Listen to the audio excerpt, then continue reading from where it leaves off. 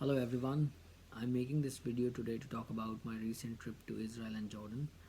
I think I have done my trip in a way where I have kept my costs really down, so I wanted to share my experience of this travel with you guys.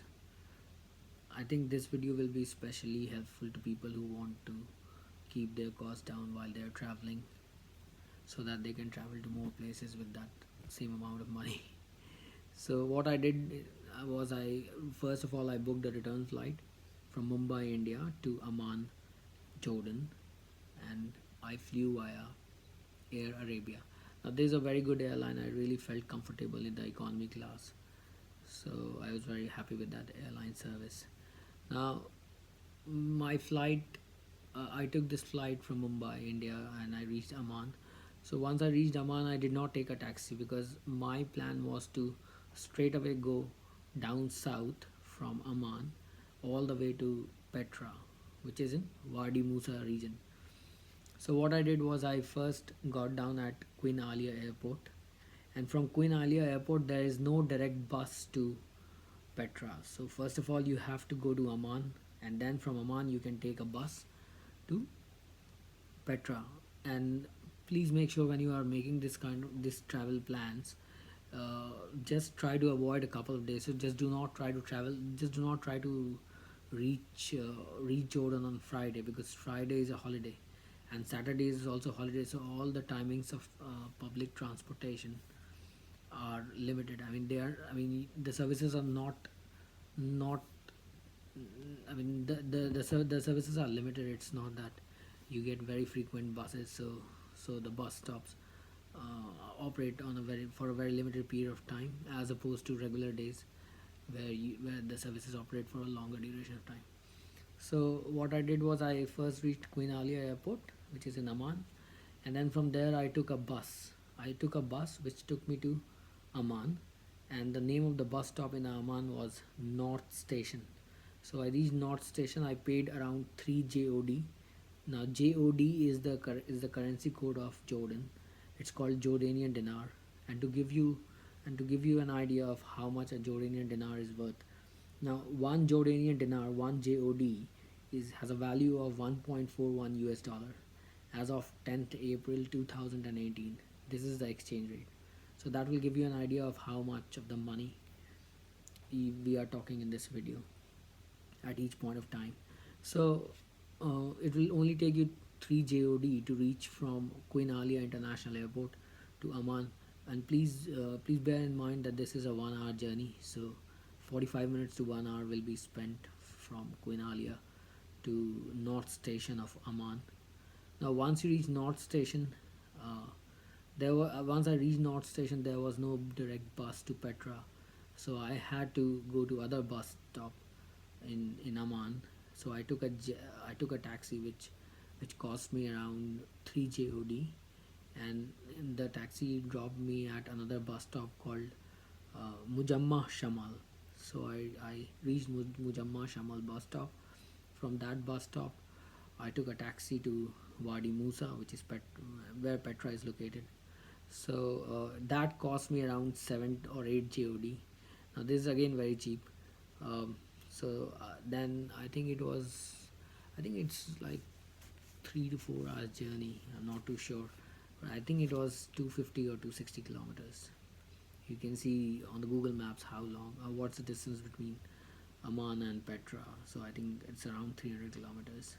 So so I just reached Petra, and then once I reached Petra, I didn't have to go to any bus stop in Petra because my hotel was on the way. So I just got down before the bus reached its final destination in Petra. The name of my hotel was Petra Sella Hotel. I think it was a good hotel. It was in downtown, and the facilities were good. It was very clean hotel. So if you want, you can look for that as well.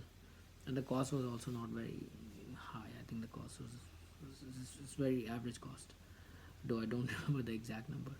So I stayed in that hotel, and then basically the guy at the reception helped me with booking a tour to Petra, lost city of Petra.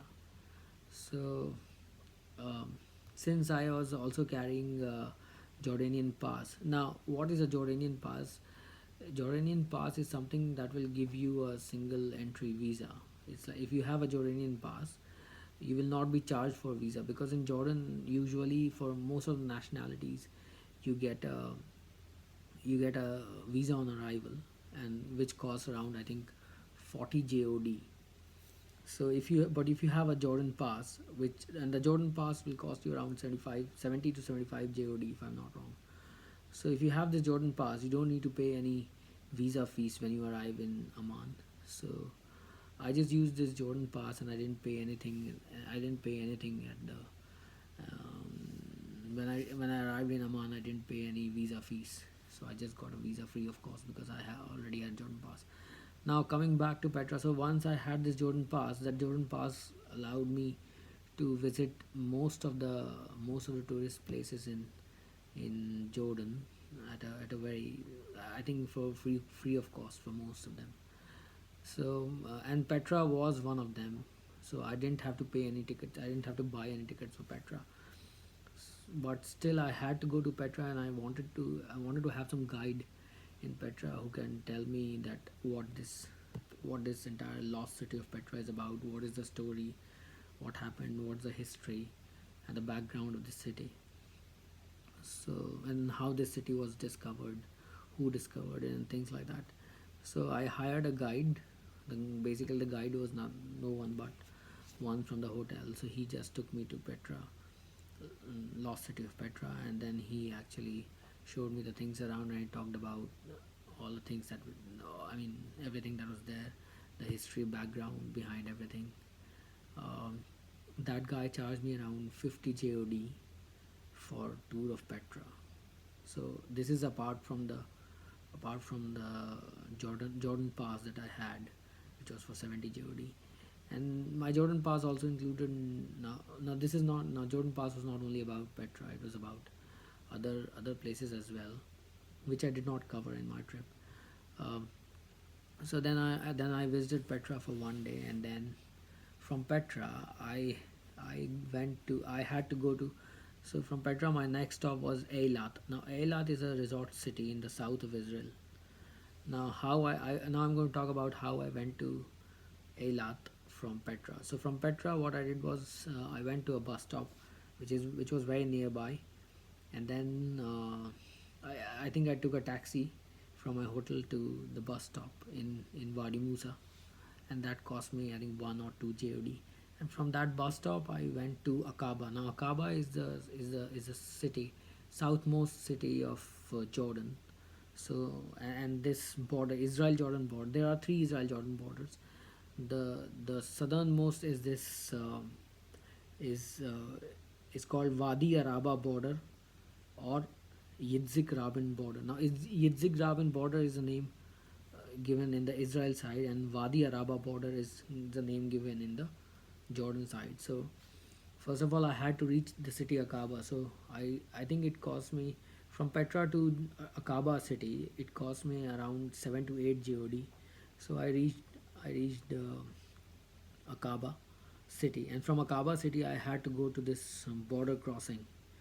Now I went to this border. Then from Aqaba bus stop, I took a taxi, and that taxi cost me, I think, 15 JOD. So that taxi took me to this border, and then at that border, I already had a Israel visa before I started this entire journey. I mean, I had applied for it at the consulate in India, and I had got it. So the visa was already stamped on my passport.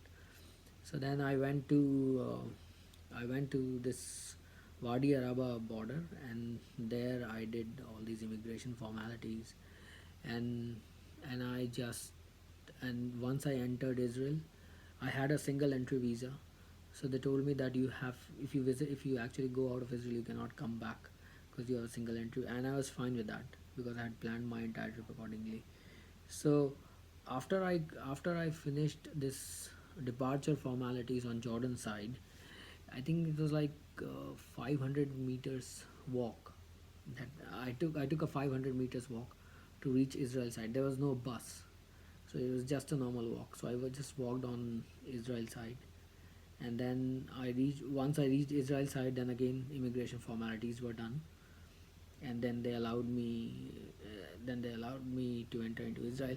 Now I had heard a lot of rumors about immigration in Israel, that they it's a lot of questions that they are asked. But I think, in my opinion, the immigration, whatever questions were asked, were very fair. And it's not that they kept on grilling me. It was so I completely disagree with all the negative views that people have written about immigration in Israel. I don't think it was strict or anything like that. They were very friendly and they were very professional. They were just doing their duties, and I didn't find anything wrong with that. It was very normal, because I've faced a lot of immigration. I've traveled a lot, so I think it was very normal. There was nothing special, or there's nothing to be worried. I don't think there's anything to be worried about. If you're a genuine traveler, you don't need to worry about anything. Just answer the questions honestly. That is my opinion. Now, anyway, so once I reached Israel, so I actually entered into this city called Eilat, and I was staying in Eilat. So from that border, I actually took a taxi, and I went to my my hotel in Eilat. Now, one thing I would like to say about this city, Eilat, is that all the taxi drivers, they are very honest, and in general, people are very honest, and especially the taxi drivers are also very honest, which is not the case in all parts of the world, unfortunately. But in Eilat, taxi drivers are extremely honest and very nice, very helpful. So I reached my hotel in Eilat, and then I visited Eilat for 3 days. Um, I went to a couple of places. Mostly you need to mostly the place mostly the place that you need to go in Eilat is the one around Marina, where you will find underwater observatory for coral reefs. There are many beautiful coral reefs that you can watch. If you want to do snorkeling and all those stuff, you can do that. Or if you do not want to get inside water, you can just go in underwater observatory and see the corals around. And then I also did a glass boat tour, so on Red Sea.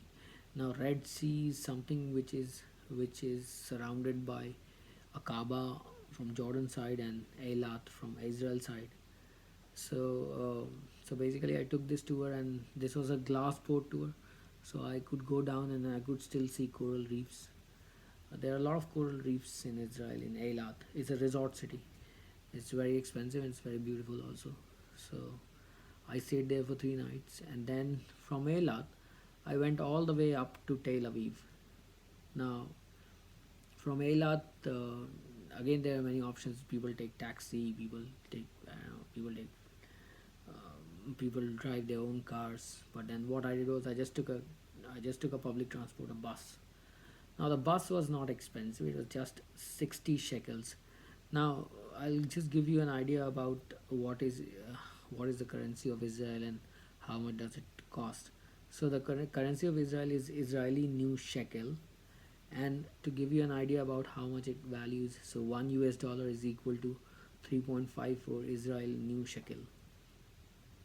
So around 60 to 70 Israel new shekel I had to spend to buy a ticket on a public transportation bus from Eilat to Israel. I think it took a lot of hours, 6 7 hours. I don't remember, but I think it was a long journey. So I reached Tel Aviv through bus, so I did not pay anything. Did not pay any exorbitant price of taxi or renting a car, so it was very cheap again. So I reached Tel Aviv, and then in Tel Aviv I stayed for 3 nights. It's a really very beautiful city. I was really impressed. The beaches, like Tailat beach is very very beautiful. It's really beautiful. I've seen a lot of beaches across the globe, and I'm really sure that this one is very beautiful, extremely beautiful beach. I think everyone should go and see that. And the and people and everyone was like, everyone seemed very happy, and everyone was very friendly. They always wanted to help you if you're stuck anywhere. So I visited Tel Aviv for 3 days, and then from Tel Aviv I had planned to again cross the border the land border of Israel and Jordan and come back to Amman. So what I did was I uh, so from Tel Aviv I had to go to a place called Beach Shean. Now Beach Shean is I think few hundred 100 kilometers or something like that from Tel Aviv, and you get regular trains from Tel Aviv, you get buses from Tel Aviv, but then just make sure you do not travel during Shabbat. Now Shabbat is one day in is a holiday in Israel. Now you would think that you don't know what is Shabbat. So since I have traveled to this country, I'm going to tell you what a Shabbat is, and when do they celebrate Shabbat. So Shabbat, first of all, is basically considered as the seventh day. It's said in Israel culture that God has created world in sixth day, and seventh day He wanted to rest. So He wanted everyone in Israel to basically take a rest on one day. Now, so seventh day is the day when these guys when people in Israel take rest. But what is the seventh day? In Israel, in basically in Jewish religion, the day starts after the sunset. So basically, after the sunset of Friday, all the way till the sunset of Saturday is considered a Shabbat. So if you want to travel during this period in Israel, you will not be able to get any public transportation, and all you will have to do is to rely on taxis, which are again very expensive.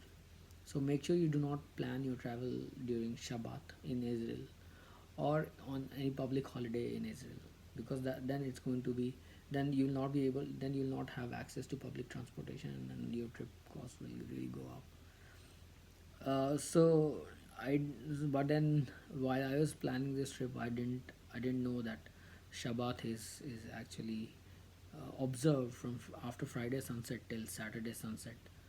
Yeah, so that was a mistake basically I did. So I couldn't get any bus to Beit Shean. Beit Shean is a city in Israel which is very close to border.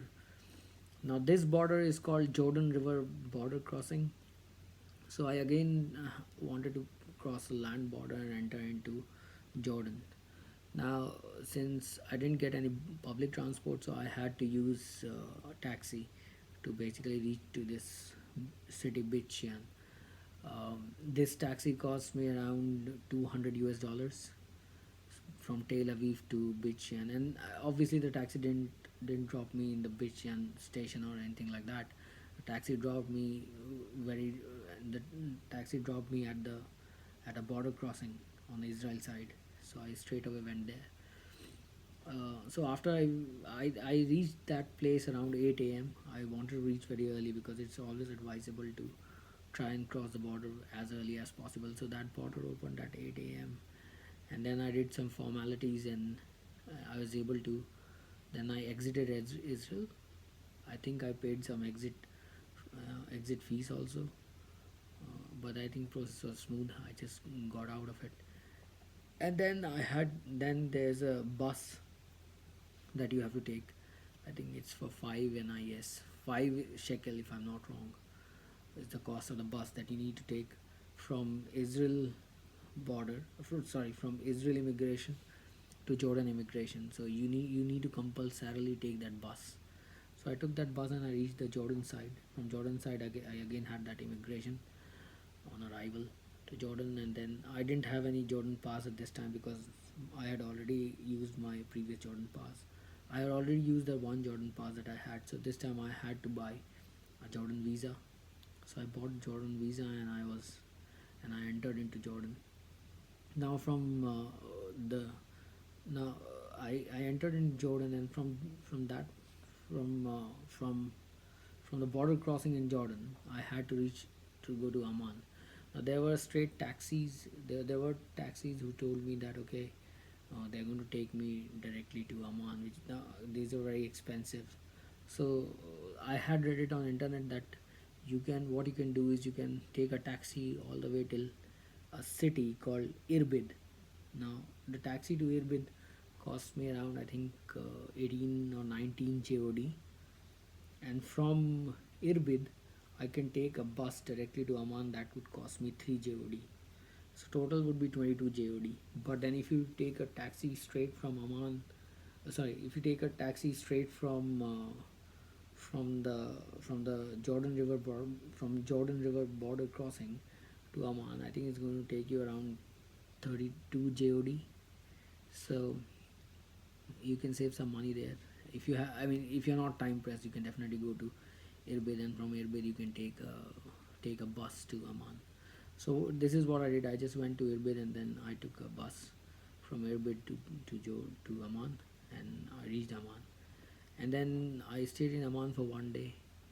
Um, yeah, I went to see Amman Citadel and a couple of more places, which you can always see on TripAdvisor or Lonely Planet, wherever, whatever interests you, you can go and see those places in the city. So that's how I. And then from Amman again, next day, I had to take a bus to. I had to take a bus to Queen Alia International Airport, because it's like 1 hour drive bus journey from Amman to airport, 45 minutes to 1 hour. So again, I took a bus from the same bus stop called Mujamma Shamal. I went to Mujamma Shamal and I bought a ticket. I think that was around 4 JOD.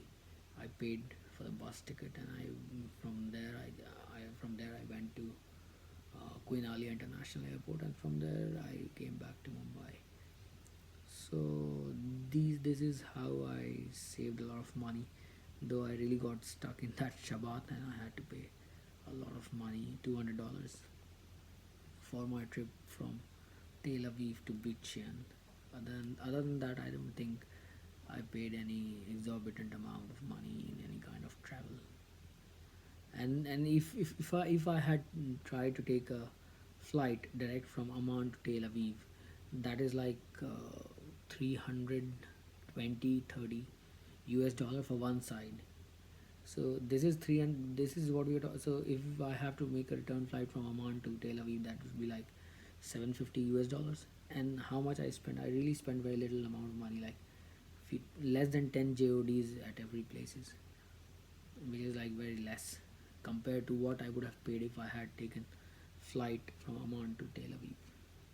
So thank you everyone. I hope this is going to give you some good insights as to how you can plan your travel to Israel and Jordan both, and you can cover these two countries and not pay a lot of money on your travel. So thank you everyone, and I'll see you in my next video. Thanks, bye.